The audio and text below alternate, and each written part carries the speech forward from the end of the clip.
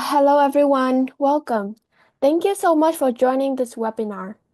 In this presentation, we'll be talking about Valley Water grants that can benefit you. Next slide, please. So a little bit about Valley Water.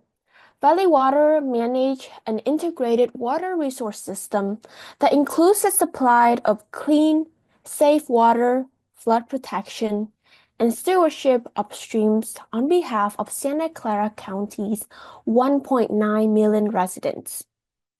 So as the first picture in the slide shown, Valley Water provides clean, reliable water for residents in Santa Clara County, which Santa Clara County have 15 cities.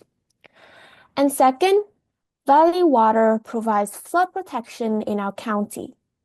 Valley Water works hard to make sure that our drainage systems and waterways are clear for water to flow and provide sandbags for area that we want to protect. Valley Water also builds infrastructure like flood walls to protect residents and our homes. And third, Valley Water helps keep our waterways and ecosystem healthy and clean. Valley Water manage almost 300 miles of creek and streams. Next, I'll pass it to David. Thank you. This webinar is hosted by the Valley Water Youth Commission. We'd like to introduce ourselves. My name is David. I'm the District 6 Youth Commissioner. My name is Agata, and I'm a youth commissioner from District 4. My name is Ka, and I'm from District 2. Okay, next slide, please. What does the Youth Commission do? Well, the Youth Commission is made up of 21 students throughout Santa Clara County. Um, The commission assists the board with public policy, education, outreach, and other matters impacting Santa Clara County youth. Um, and the Youth Commission this year is currently working on three projects: Creekside Community Care, Educational Outreach, and Creek Stewardship and Water Quality.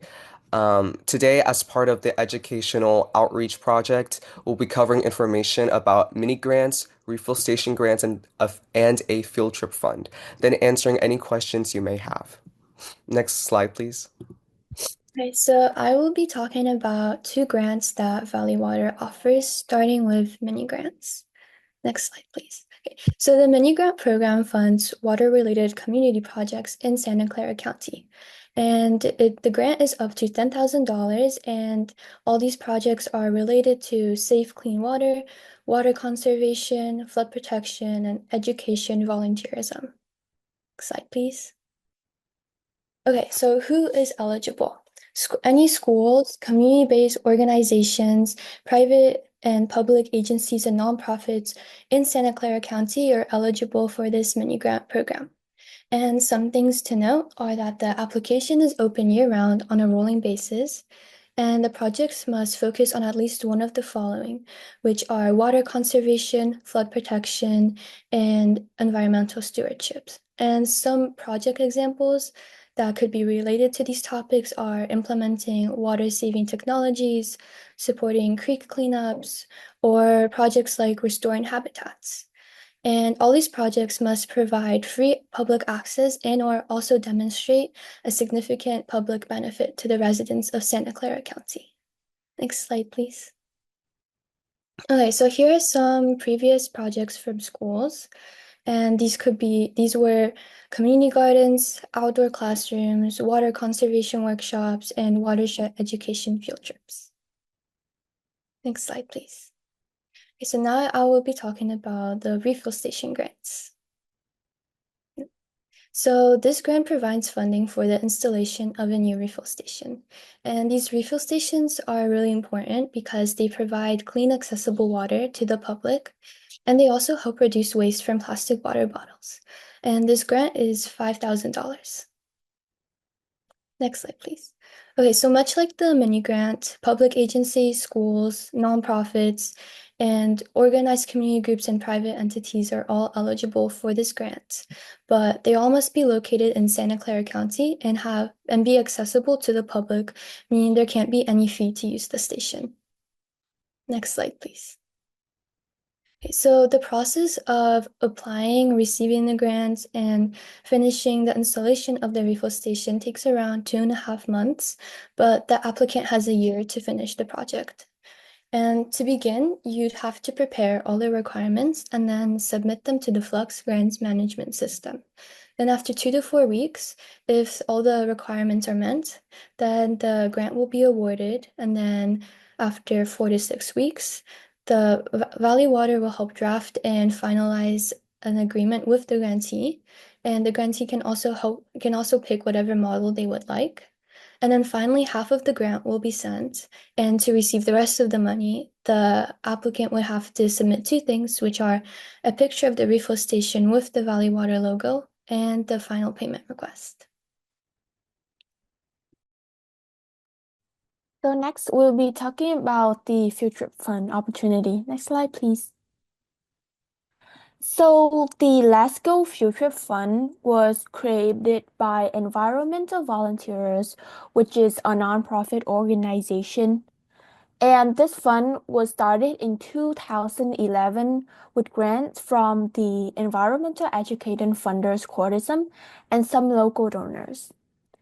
The goal of this field trip fund is that it is used to support low-income schools and youth-serving organizations for field trips. A special thing about this fund is that it is only used to cover transportation fee for the field trip and no other fees are covered. Next slide, please.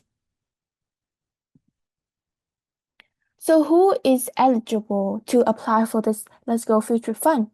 Well, schools and organizations within the Bay Area counties with proof of socioeconomically disadvantaged student population can apply. And the grade level is from kindergarten to 12th grade, which is a really big range and a big variety for school to apply to. And the school that can apply to this fund must have like field trip that fall under these categories, which is science, nature, or environmental based or outdoor trips. Something that you should keep in mind for this fund is that you should apply as soon as possible due to the limited grant this year. And all field trips that apply must take place before June 30th.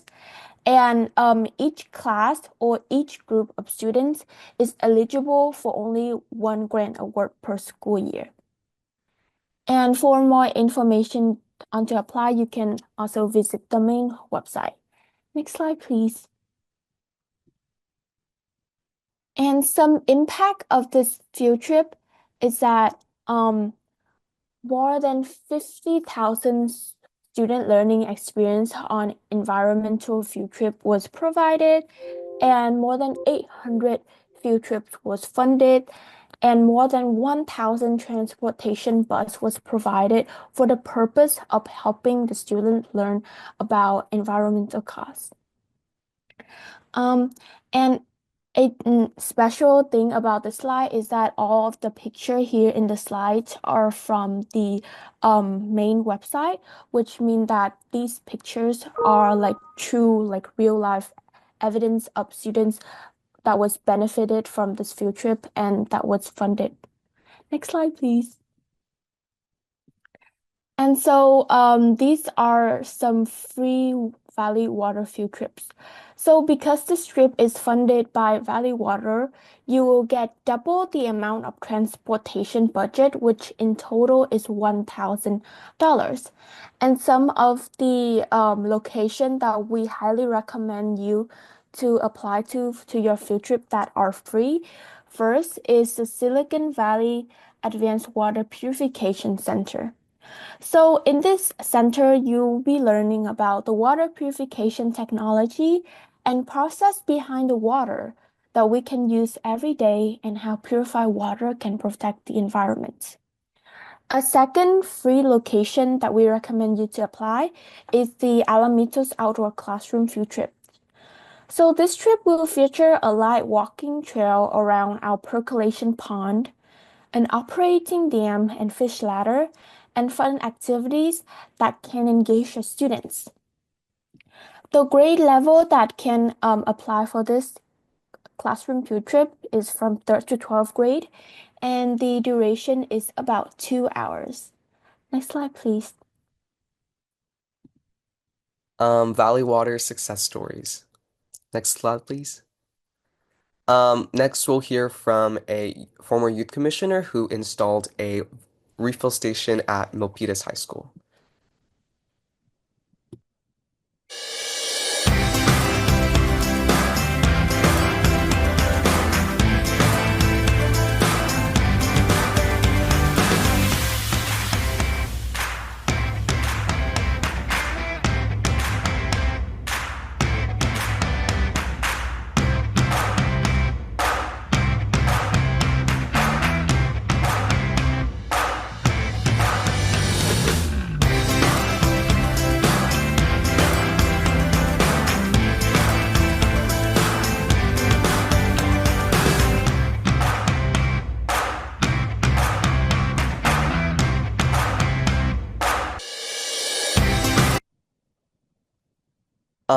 One success story that we would like to highlight today is the Baker Elementary School's outdoor classroom and garden. This grant type is a mini grant D3 Restore Wildlife Habitat. The elementary school was awarded $5,000 to develop the outdoor classroom and garden project with a native plant and vegetable slash herb slash fruit garden, and it was overall an educational and imaginative garden space for students.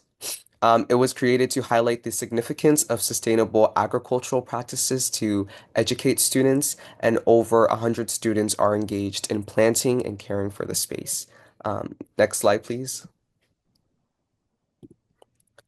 Yes, so this is a video of the project.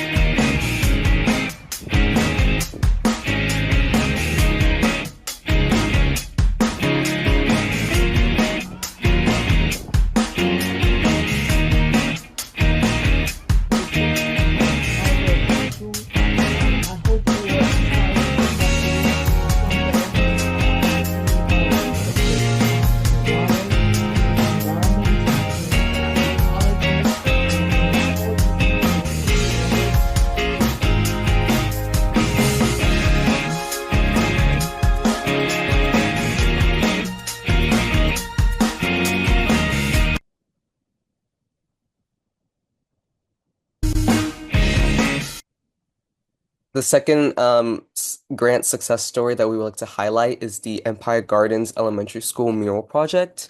This is a little different. The elementary school was awarded $5,000 to install a mural on campus, and they engaged with community input to design the mural and collaborated with the school's facility management. Overall, this project raises awareness of neighboring Coyote Creek and nearby wildlife, and it also educates students and visitors about birds, bugs, fish, trees, and other creek wildlife. Next slide, please. So this is a very in-depth video about the Empire Gardens Elementary School project. It is, however, very long, so we have input the YouTube link into chat. So if you would like to watch the whole video after this presentation, please feel free to do so. But for time's sake, we will not be displaying it today. Next slide, please. Thank you, David. And for the Let's Go Future Fund, if you have any problem with filling out the applications or applying for any of the recommended free Valley Water field trip locations, here are the email address and the phone number that you can contact. Next slide, which the slide we will send to you later. Next slide, please. And that's it for our presentation. If you have any question, please put them in the chat box and our Valley Water staff will help to answer them. Thank you.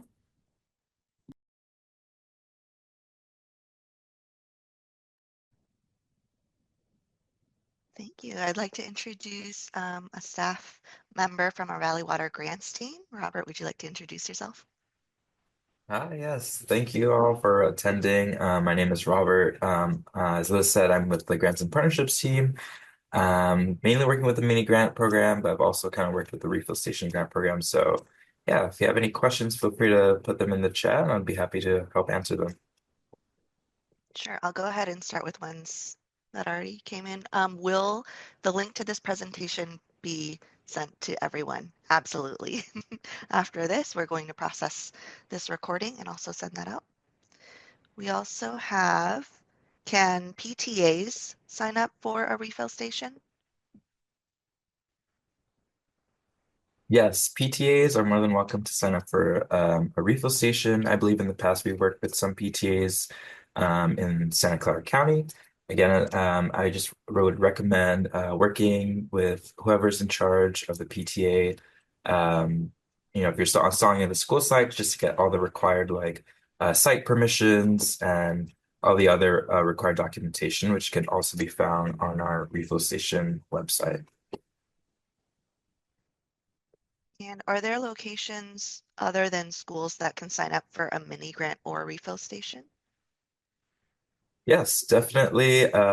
We definitely fund projects all around Santa Clara County, as long as they have a public access component, meaning people do not need to pay any type of fees or have any memberships to access the location. So, some examples of places where we've funded projects outside of schools would be, community parks, like public parks in the county. We've also funded in refill stations in some churches. And then I believe there are a few others that I'm kind of missing at the top of my head, but yes, definitely schools aren't the only places that we could have projects installed in. Right. And I have, if I'm a student at Santa Clara University, can me and my classmates apply for a grant, or do we have to have a professor of the school or some other administrator? Yeah, so if you're a student applying for a grant, you could definitely, facilitate in some way. In the past, when we've worked with students, they usually do have a professor or some type of school administrator working with them to, get all of the required documentation. But for the most part, the application itself can be filled out, by the student, and, we would just be in contact with you as well as your professor or whoever it is from the district just to get those documents because some of the documentation we might need from like the school administrator. But yeah, if you're a student, you're more than welcome to apply, to kind of facilitate that process, work with your own school staff members to kind of gather all the required documents, put them all together on Flex, and then submit your application. Thank you. And how would we know if we're a part of a disadvantaged community? Yeah, so that's a great question. So, disadvantaged community. So, Valley Water does have our own kind of definition of what a disadvantaged community is, and so it kind of just really falls within. We kind of follow the Santa Clara County Low Income Census Tract as one of the indicators of a disadvantaged community. Um, Other factors also include some type of like environmental factors, like such as like pollution. We use this mapping called the Cal Enviro Screen, and I believe there is a link to that. I don't have it on hand, but I do believe we have it in our FAQs. If you are interested in kind of looking at that map and seeing where you fall in Santa Clara County. But if you're still unsure, you could always reach out to us, and we'd be more than happy to help identify what area you're in and what if it counts as a disadvantaged community or not. And that would be grants@valleywater.org, correct? Yes, yes. And then does Valley Water provide transportation to their free field trips, or would we have to apply to the school bus grant and then organize the field trip? I think that's a question about the field trip fund. Environment. The Valley Water Protection. I would say that, or Kristen, do you have a little bit more background on this? Sorry. Yeah, thank you for that question. That's a really great question. At the time you apply through environmental volunteers for the field trip fund, typically you will provide the date and how many buses are needed, and they'll check what amount you're eligible for based on the location of the field trip. So you will need to know the location at the time you apply for the transportation funds. I hope that answers it. Thank you. And those are separate. So if, for example, you signed up for a Valley Water field trip and to see our percolation pond, you would sign up for that date and register for that date, and then separately put in that information for the field trip fund.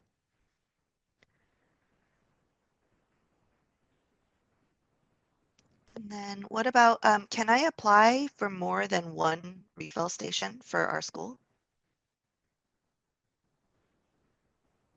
So right now, currently we are only able to fund one station per location.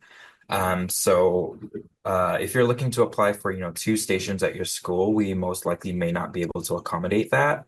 Um, so yeah, as of right now, our applications do limit the number amount of Valley Water refill stations at a specific site. And then are there required refill station models? No, you could choose whichever model you like and whichever best suits your needs. On our refill station website or on our grant resource webpage, actually, we do have a list of, some suggested models. It kind of shows you some different styles. So we do have some that are attached to the walls. We also have some that are outdoor style where they're just kind of standing on their own. And so all of these models have different capabilities, whether if you're looking to install one with a filter or something with is it a cooling system, you're more than likely to, pick whichever one best suits the needs of your location.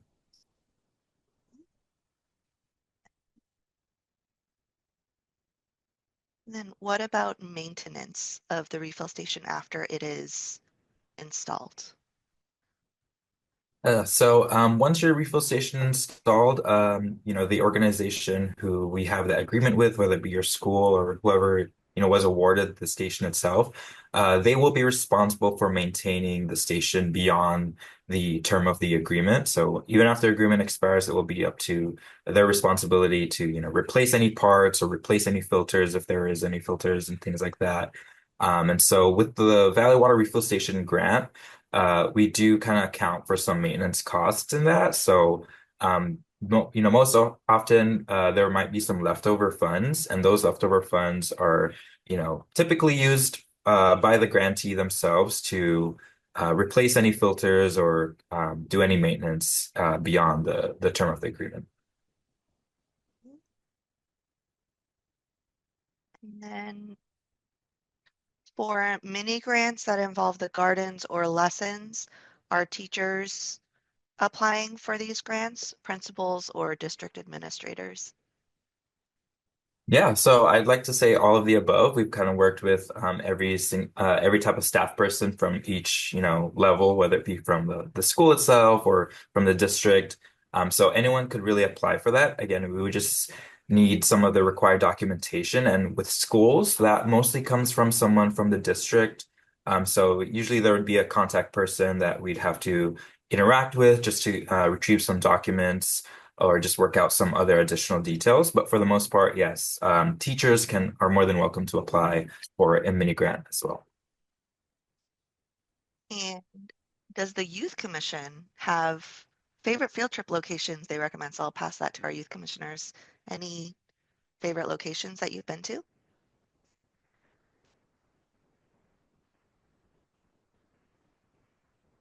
For me, I really like the Valley Water Purification Center because when I was there, I got to learn about the water purification process, which I found very interesting. And we also have like activities. I remember like scavenger hunt that we kind of have some teamwork together with each other. And it was also my first year at Valley Water. So it definitely helped me to connect to people better.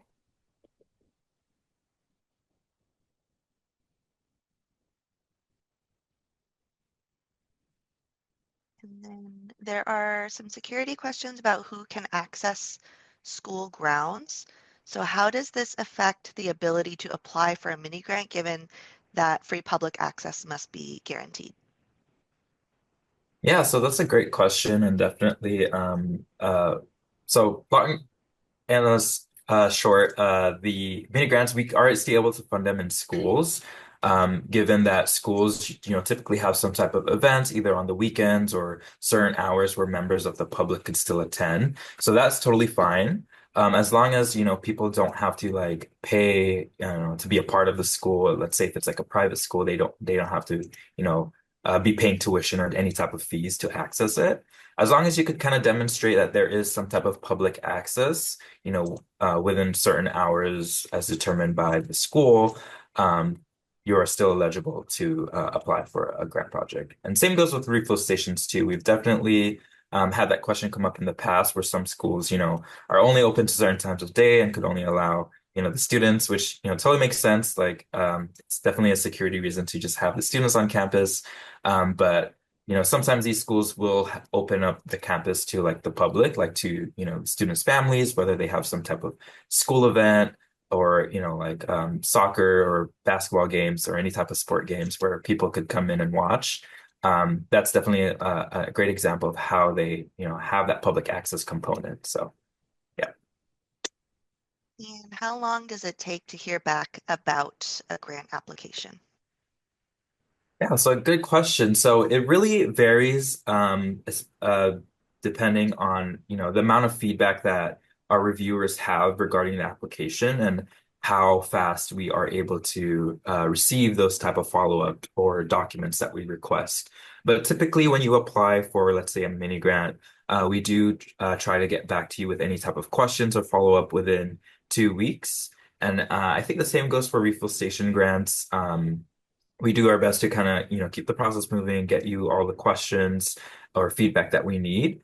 And then from there, we kind of just, wait till we get the requested information to move the application forward. But I would probably just, give yourself like allowance for 2 weeks. If you don't hear back, you could always reach out to grants, and we'll check in on your application.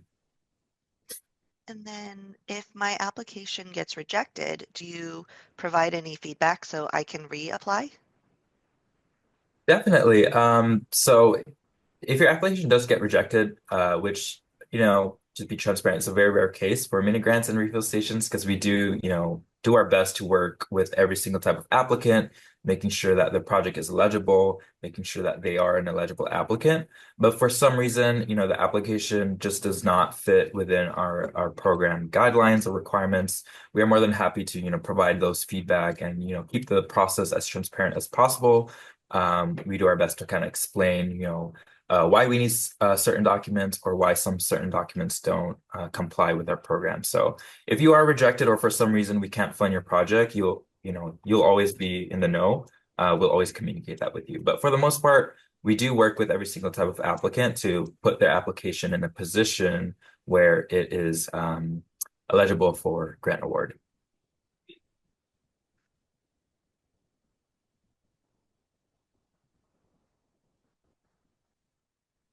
I have one for youth commissioners. How did you become a youth commissioner?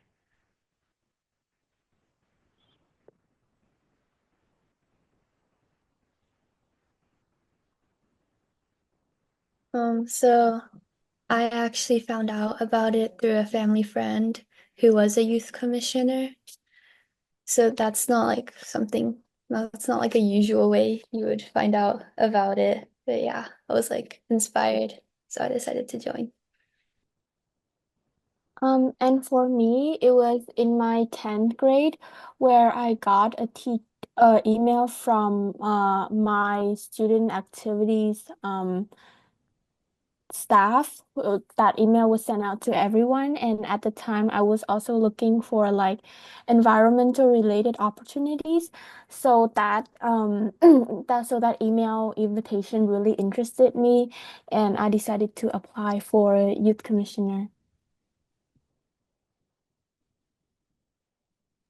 Yeah, for me, I was very interested in a lot of like youth advisory groups, so I kind of stumbled across Valley Water, like I think through like an advertisement or like through social media because I know they were recruiting for their next youth commission roster. So that's how I found out and I applied. Yeah, and I think applications are opening soon, right, Kristen? Was Yes, they are. So that's a great question and great timing. So we will be recruiting for youth commissioners in almost all district areas except for District 3 this coming year. I did drop the Youth Commission website in the chat, and so we'll be posting all the application information at that webpage. There is also a link on the webpage to sign up for updates once the application is available. So. Thank you.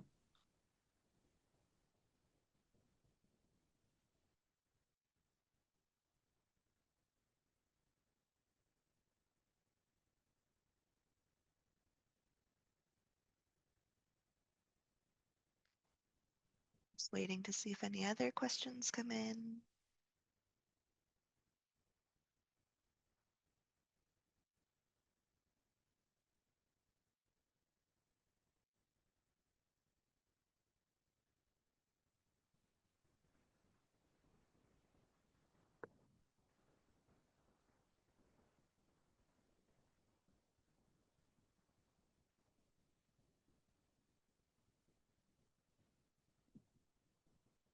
Okie dokes. So I'm going to go back to the previous slide with all of our contact information. This will be sent out to all registrants, but in case you do not want to wait for that, we have, or any questions for those grants, we have grants@valleywater.org, and then the field trip fund, and then the field trip location information. But also this is a Youth Commission webinar, so you can also email youthcommission@valleywater.org. I'm going to, let's see, no more questions. Go ahead and put on that video, that longer video of one of our success stories for the mural.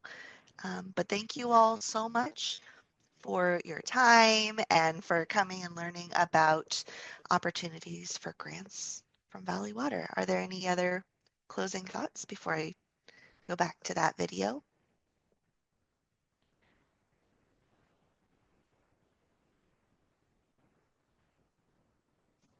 No? Okay, so I'm going to go ahead and go back to that one.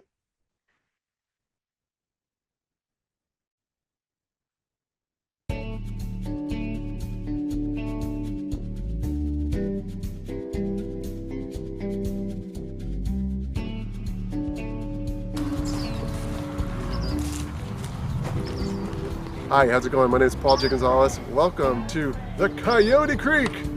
So I'm the Executive Director of Keep Coyote Creek Beautiful, and my main responsibilities are around managing our funds, but in particular working on developing relationships and building the programs that we do.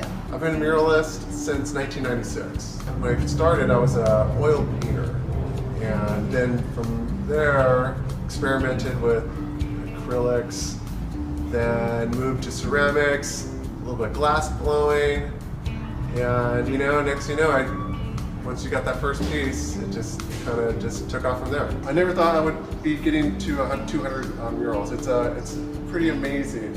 So working with KCCB, the process was first seeing what we can do to work together to make a success and what the outcomes could be. And the mural project was our focus. And with that, to bring in an education component. And so since we both worked at schools, we both had a different experience with working with different types of students and different schools. So we used those different types of skills to create an educational component on top of creating design that would encompass the Coyote Creek. So not only did we create the education component that we've taught in schools on the Zoom class, this is an education component that actually talking about the watershed and the different species that live within the Coyote Creek. From just getting all the approvals that we needed from the community, the school, getting the community input from the kids, which Paul did through Mr. Adventure, and then reviewing what the input was from the children, determining what the format would be, and we decided on a watershed format, starting in the mountains where the water forms into the creek and all the wildlife that would flow towards the bay. And then finally, just the act of painting it was laborious but fun. I really enjoyed it. We started this project now probably last year, and so we started with the concept.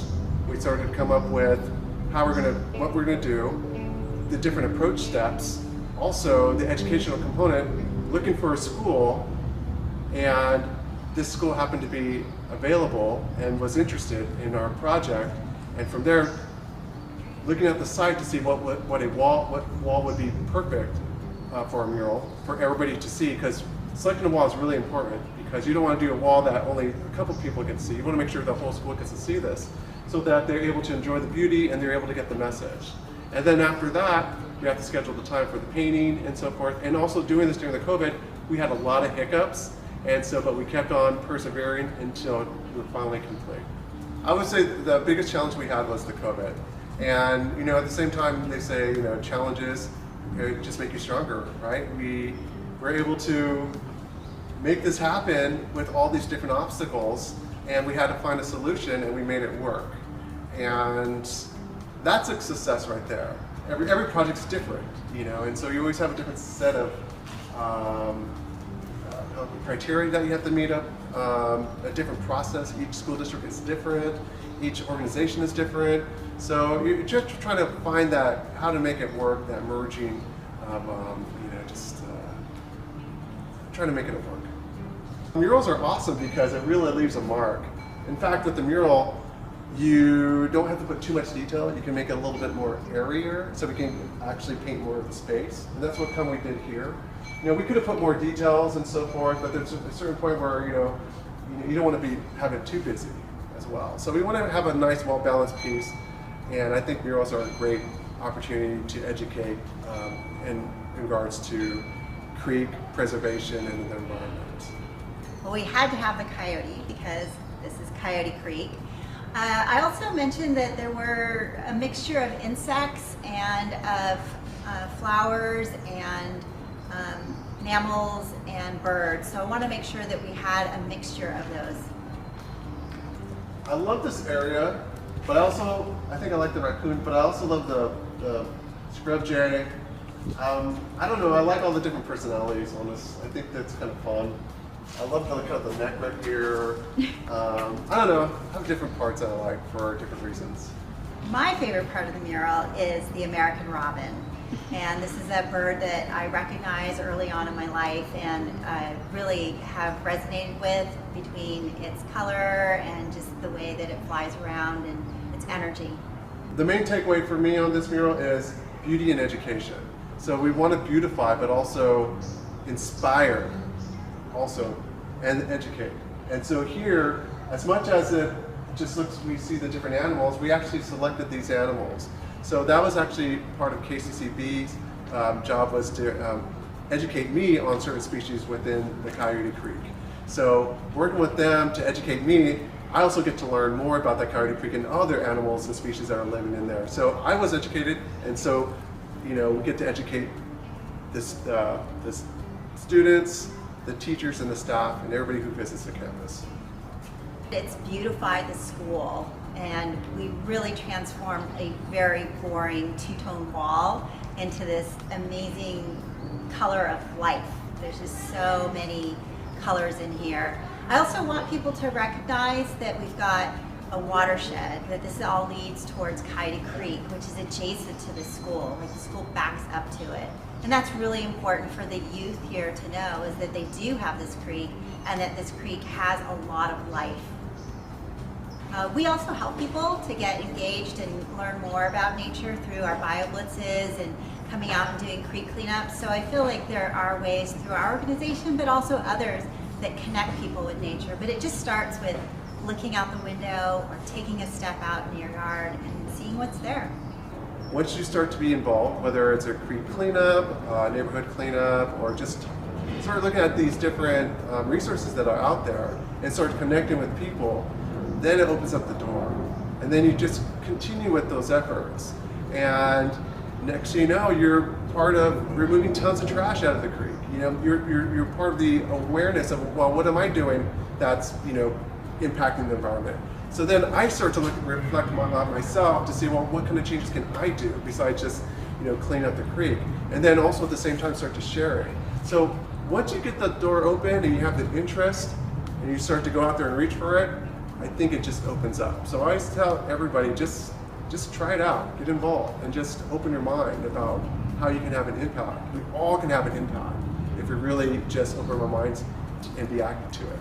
We've just been enjoying watching the artists paint every day the mural and seeing something new every day. And in particular, this is one of my personal favorite parts because we study insects in our class. So we talk about the milkweed that the monarch caterpillar feeds on, and then of course the beautiful monarch butterfly, which we can find in our environment. It has antennas like that. That's right. The caterpillar does have antennae. Right down his butt. A bee! Our bee, that's right. Our, looks like our honey bee maybe, or a black bee. Western carpenter bee. Oh, the western carpenter bee. So it's one of the native bees to this area. The reason that we put them in this order is so that we start at the top of what's called a watershed, where the mountains are, and the water flows into Friday Creek, right behind your school. Boys and girls, are these two mallards the same color? No. No, they're not. They're a little bit different. Yes. It is the mom. We call her the female. Say female. That's the daddy. That's right. So can we say thank you to our artist friends for making our building was kind of boring before. It was just brown. Thank you. This is beautiful. Look how gorgeous it is. You like it. Thank you, artist. I can't hear you. I can't hear you. There we go. All right. So next time I see you, hopefully you're taller and taller, and maybe you'll catch up to the pocket gopher. All All right. Okay. Bye, you guys. Bye. And thank you for making our school so beautiful and giving us something to look at and learn about. Oh, this was amazing. I've been wanting to work with Paul forever and finally figured out a way to do that through some funding that we had from one grant, and we wrote another grant, so I was able to get the funding that we needed and talk to a number of teachers and realized that the principal here was very amenable to having a free mural, so here we are. We are going to work together, Paul and I, on one in Hellier County Park, and we're going to be starting that shortly. And again, it's just really great that we're able to get some grants to make that happen.